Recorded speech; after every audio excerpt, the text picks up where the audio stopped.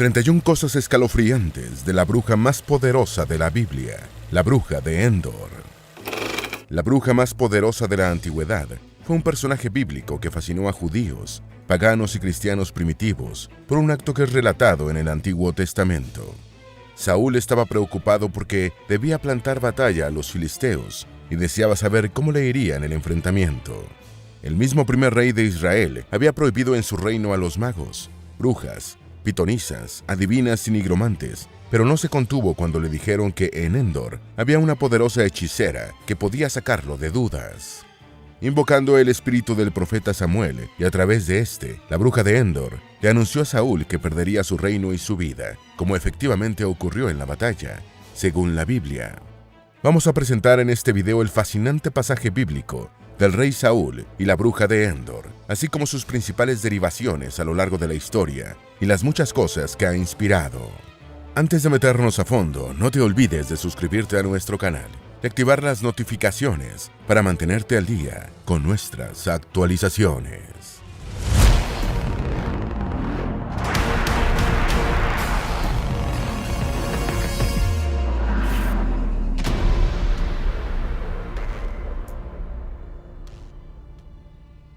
Número 1. Saúl la consultó después de haber expulsado a los magos y hechiceros de su reino. Tras la muerte de Samuel, el profeta fue sepultado en Ramá, y el rey Saúl necesitaba consejos sobre la forma de combatir a los filisteos. No recibió respuesta en sus sueños ni de Dios ni de otros profetas a los que invocó, y no deseaba consultar a magos, adivinos, brujas y nigromantes, porque él mismo los había perseguido y expulsado del reino de Israel. Sin embargo, se decidió por consultar a una bruja de manera anónima. El Antiguo Testamento lo relata así. Entonces Saúl dijo a sus sirvientes: «Buscadme una mujer que tenga un espíritu familiar, para que pueda ir a ella y preguntarle». Y sus siervos le dijeron: «He aquí, hay una mujer que tiene un espíritu familiar en Endor». Y Saúl se disfrazó y se puso otras vestiduras, y fue, y 2 hombres con él, y vinieron a la mujer de noche. Número 2. Dijo a Saúl que al día siguiente perdería la batalla, su reino y su vida. Saúl estaba a punto de plantar batalla a los filisteos y tuvo que cruzar las líneas enemigas para consultar a la bruja de Endor. Cuando la tuvo ante sí, le pidió que levantara el espíritu de Samuel, pero la mujer en principio se negó alegando el edicto del rey de Israel contra la hechicería. La bruja supo que estaba frente al mismo rey cuando invocó a Samuel para hacer su consulta, y Saúl le prometió que no le ocurriría nada por violar la prohibición. El espíritu de Samuel le hizo saber al rey, a través de la bruja, que Dios lo había rechazado por completo y que ya no escucharía sus peticiones, profetizando que al día siguiente perdería la batalla, el reino y la vida. Número 3. Reprochó a Saúl el haberla engañado.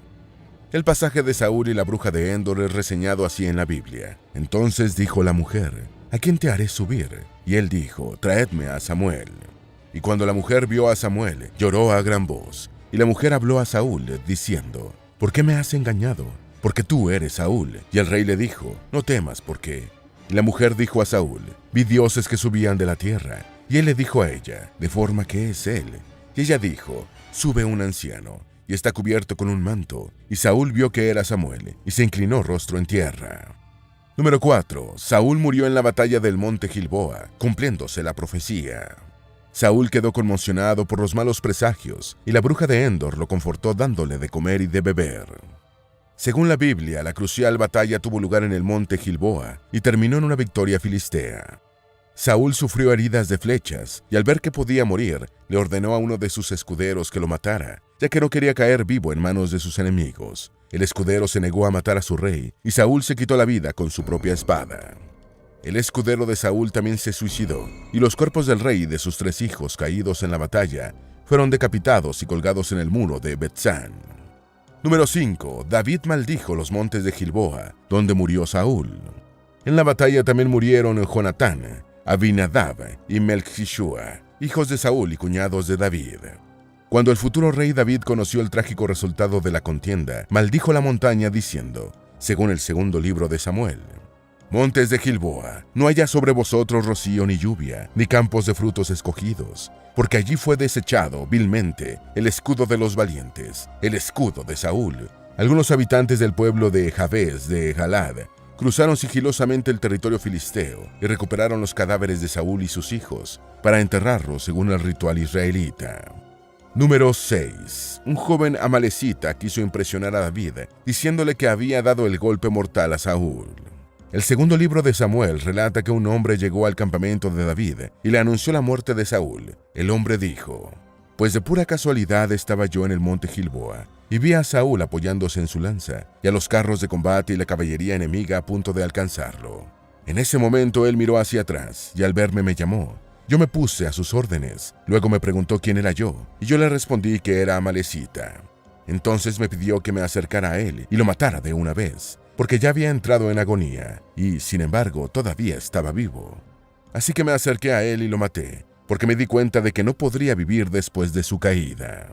Luego le quité la corona de su cabeza y el brazalete que tenía en el brazo, para traérselos a usted, mi señor». Número 7. David ejecutó a la amalecita que dijo haber matado a Saúl. El segundo libro de Samuel continúa así: «Entonces David y los que lo acompañaban se rasgaron la ropa en señal de dolor, y lloraron y lamentaron la muerte de Saúl y de su hijo Jonatán, lo mismo que la derrota que habían sufrido los israelitas, el ejército del Señor, y ayunaron hasta el atardecer».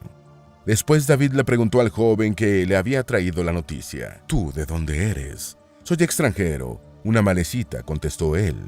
«¿Y cómo es que te atreviste a levantar tu mano contra el rey escogido por el Señor?», exclamó David, y llamando a uno de sus hombres le ordenó: «Anda, mátalo». Y él hirió mortalmente a la amalecita y lo mató, mientras David decía: «Tú eres responsable de tu propia muerte, pues tú mismo te declaraste culpable al confesar que habías matado al rey escogido por el Señor». Número 8. La bruja de Endor fue descrita como una ventrílocua. La Septuaginta o Biblia griega, una recopilación del siglo II de la era común de los libros hebreos y arameos de la Biblia hebrea, describe a la bruja de Endor como una ventrílocua, posiblemente reflejando la visión de los traductores alejandrinos de que los demonios no existían. Por otra parte, Flavio Josefo, historiador judeo-romano que escribió en el primer siglo de la era común, también encontró la historia de Saúl y la bruja de Endor completamente creíble.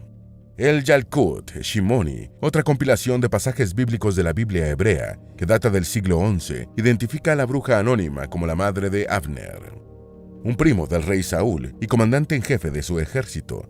Esto significaría que Saúl y la bruja de Endor estaban emparentados. Número 9. Su supuesto hijo presentó a David a Saúl. Asumiendo como correcta la anterior versión del Yalkut Shimoni, la bruja de Endor fue la madre del hombre que presentó a David a Saúl, después de que él primero mató a Goliat. Abner también aparece en la Biblia como hijo de Ner, por lo que el máximo comandante del ejército israelita bajo el reinado de Saúl habría sido el fruto de la unión del benjaminita con la bruja más famosa de la Biblia. El primer libro de Samuel señala que Ner, miembro de la tribu de Benjamín, era tío de Saúl. A pesar de ser el comandante del ejército de Saúl, el supuesto hijo de la bruja de Endor no es mencionado en el relato de la batalla de Gilboa.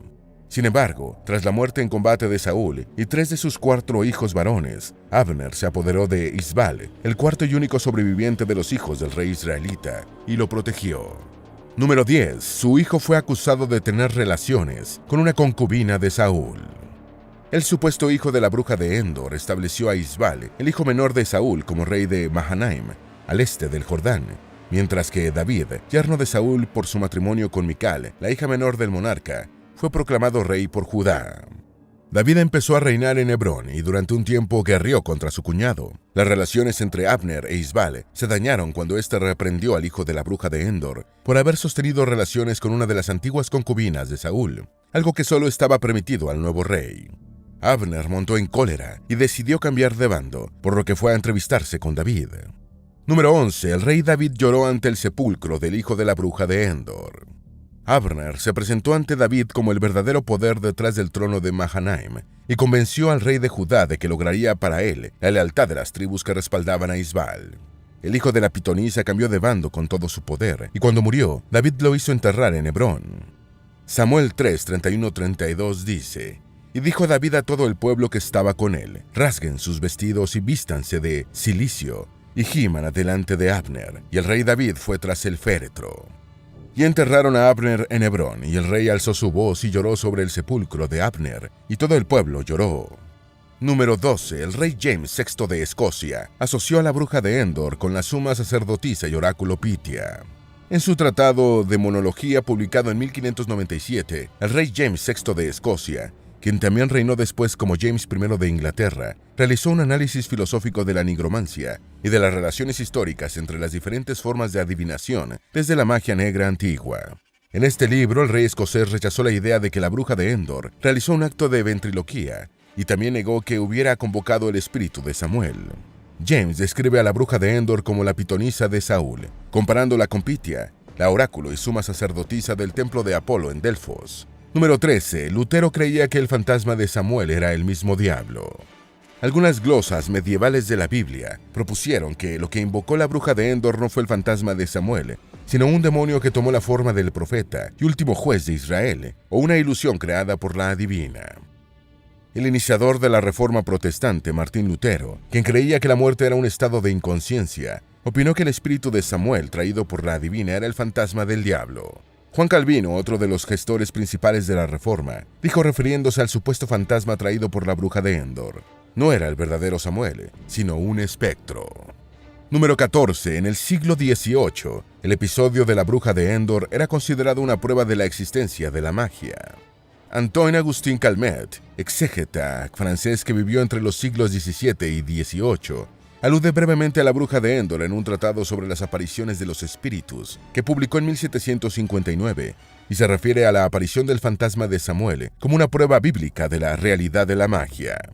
Calmet reconoció que el episodio de la bruja de Endor y el fantasma de Samuel era un tema en debate, y afirmó que solo deducía del pasaje que esta mujer pasó por una bruja y Saúl la tuvo por tal. Este abad francés también escribió Historia del Antiguo y Nuevo Testamento y de los judíos, y un libro titulado El mundo de los fantasmas, que fue citado por Voltaire. Número 15. Eruditos bíblicos contemporáneos opinan que la bruja de Endor no fue responsable de la aparición del espíritu de Samuel. En el pasaje bíblico de la bruja de Endor, la mujer lanzó un grito cuando vio al espíritu de Samuel y supo en ese momento que el hombre que la estaba consultando era Saúl. Estas incidencias han sido interpretadas por algunos estudiosos de la Biblia como la prueba que la pitonisa no fue responsable de la aparición del fantasma de Samuel, sino que esta fue obra de Dios. La erudita bíblica británica del siglo XX, Joyce G. Baldwin, escribió en 1989. El incidente no nos dice nada sobre la veracidad de las afirmaciones de consultar a los muertos por parte de los médiums, porque los indicios del comportamiento de la mujer son que se trataba de un evento extraordinario para ella y aterrador, porque ella no tenía el control.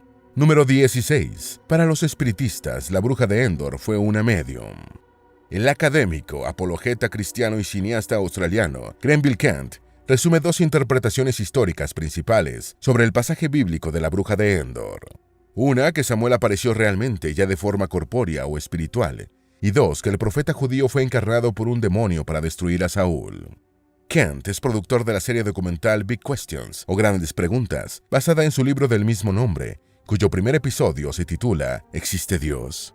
Por su parte, los espiritistas asumieron la historia de la bruja de Endor como la prueba de que la intercesión de los médiums entre espíritus vivos y muertos ha existido desde la antigüedad.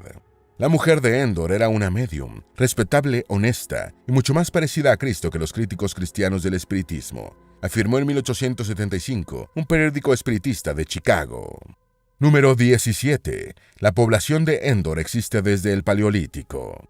Endor es una población del cercano oriente existente desde el Paleolítico, que ha sido sucesivamente cananea, israelita antigua, romana, árabe e israelita moderna. Se encuentra cerca del monte Tabor y del lago de Tiberíades, en la Baja Galilea, en el norte del Estado de Israel.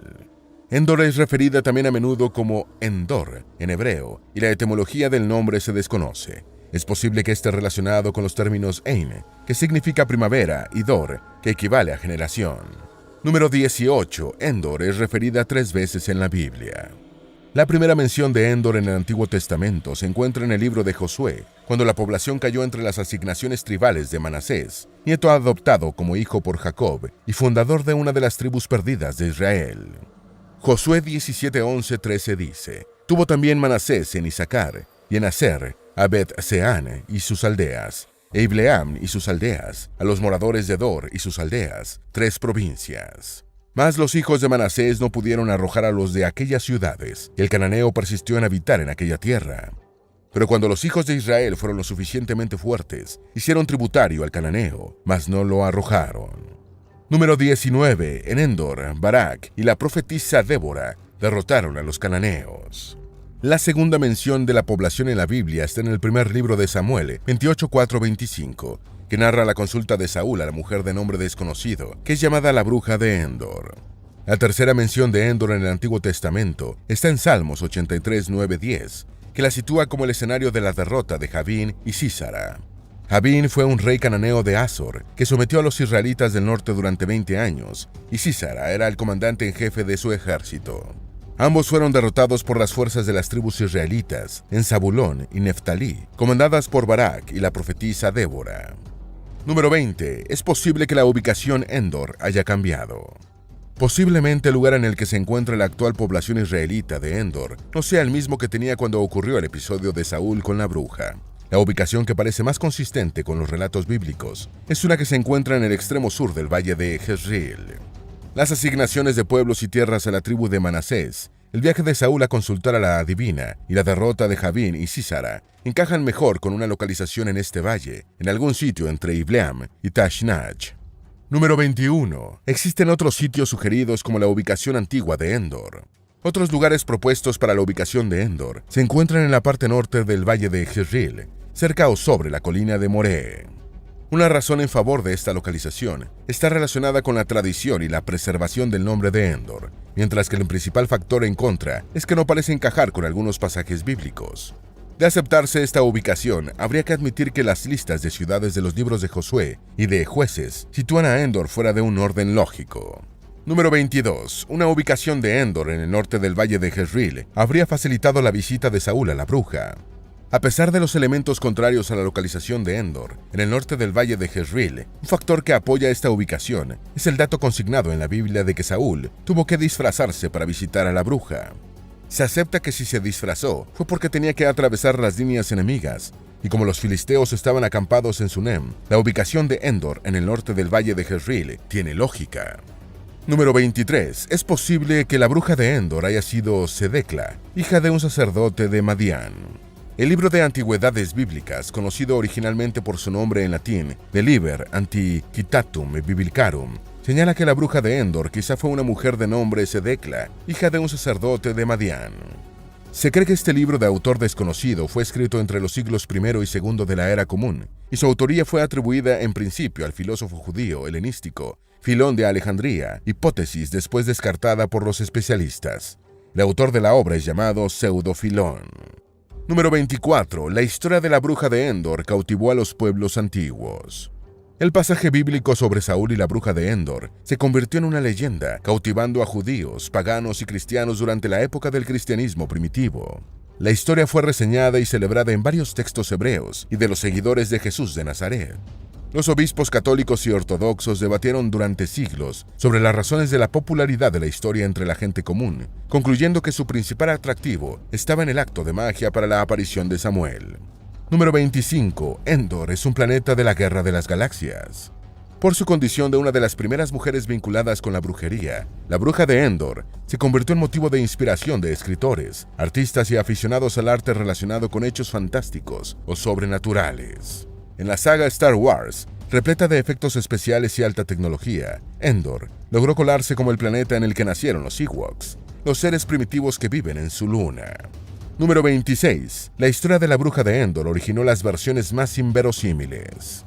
A lo largo de los siglos han aparecido nuevas y fantásticas versiones sobre la historia de la bruja de Endor.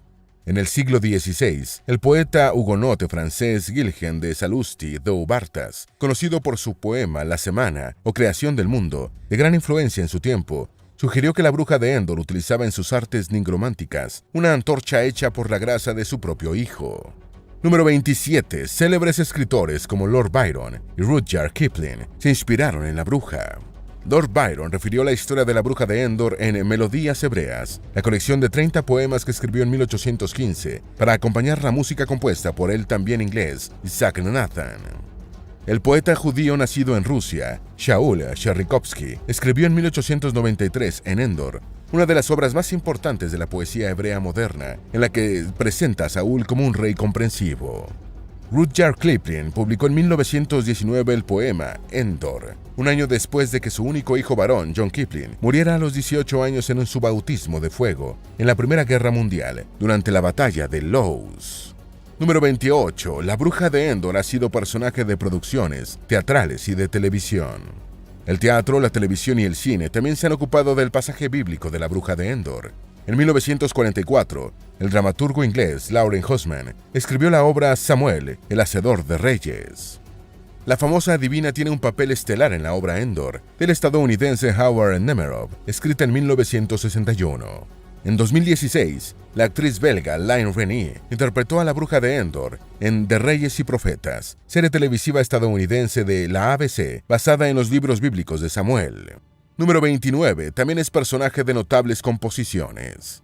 El pasaje de la consulta de Saúl a la adivina ha sido tema de composiciones musicales desde el siglo XVII. Uno de los ejemplos más tempranos fue el del oratorio Saúl y la Bruja de Endor, compuesto en la década de 1630 por el músico escocés Robert Ramsay. Esta pieza dramática sirvió de base para otra más conocida que el músico inglés Henry Purcell compuso en 1691. La Bruja de Endor también es un personaje de la obra Mort Saul et Jonathan, del compositor barroco francés Marc-Antoine Carpentier, y en Saúl, un oratorio dramático en 3 actos de George Frederick Handel. Handel introdujo instrumentos de viento extras en la escena de la Bruja de Endor, y el momento de la invocación del fantasma de Samuel por la adivina fue evocado por el compositor con una atmósfera sobrenatural de oboes y fagotes prominentes. Número 30. Aparece en una obra del secretario de Beethoven. El alemán Ferdinand Reis, amigo y secretario de Beethoven, compuso en 1837 el oratorio Los Reyes de Israel, en el que figura la Bruja de Endor, que también aparece en el salmo dramático El Rey David, con el que el compositor suizo Arthur Honegger se dio a conocer en la década de 1920. La célebre adivina bíblica también figura en la ópera en 5 actos David y Jonathan, de Marc-Antoine Carpentier. En el prólogo de la ópera, la Bruja de Endor recibe la visita de Saúl y la pitonisa hace surgir el espíritu de Samuel, quien le anuncia al rey israelita que perderá sus hijos, su corona y su vida en la batalla contra los filisteos. Número 31. Es personaje de un ballet de la famosa compañía de Martha Graham. Carl August Nielsen, considerado el máximo compositor danés, compuso en 1902 la ópera Saúl y David, basada en los bíblicos celos del primer rey de Israel hacia el que sería su sucesor. Esta ópera, en la que intervienen 8 personajes, incluida la Bruja de Endor, es una de las obras musicales más importantes de Dinamarca, aunque difícil de poner en escena por las largas secuencias entre los episodios dramáticos. En 1965, la Martha Graham Dance Company estrenó el ballet La Bruja de Endor, musicalizado por el compositor estadounidense William Schumann. La Bruja de Endor trascendió el Antiguo Testamento para convertirse en un personaje de la cultura del mundo occidental y parte del oriental, más allá de las religiones, y ni siquiera sabemos su nombre. Esperamos que este video te haya sido útil. Si tienes algo que agregar, por favor, compártelo con nosotros en la sección de comentarios. Dale me gusta a este video y envíale el enlace a tus familiares y a tus mejores amigos para que también sepan más de las 31 cosas escalofriantes de la bruja más poderosa de la Biblia, la Bruja de Endor. Si eres nuevo en nuestro canal, no olvides suscribirte. No se te olvide seguirnos en todas nuestras redes sociales, que van a estar aquí abajo en la descripción. Recuerda, un pueblo que no conoce su historia está condenado a repetirla.